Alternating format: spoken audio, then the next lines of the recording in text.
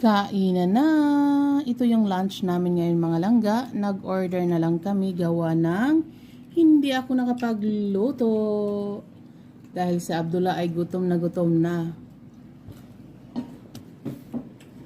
Paano kasi mga langga, alam niyo naman pag magluto ako at may private lesson siya dito sa bahay, hindi talaga pwede malangga dahil open yung kitchen namin, yung kusina namin. Tingnan nyo, kitang-kita talaga pag nag-ano siya dito, kaya ito na nga mga langga, samahan nyo kami. Ito na yung lunch namin, broasted with fries, coleslaw, and bread.